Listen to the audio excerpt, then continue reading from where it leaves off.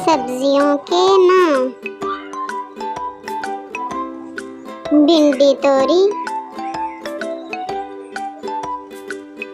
बंद गोभी, अदरक, शिमला मिर्च, मटर, लाल मिर्च, टमाटर, धनिया, सब्ज प्याज,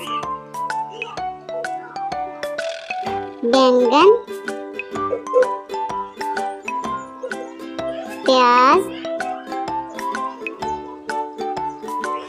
करेला,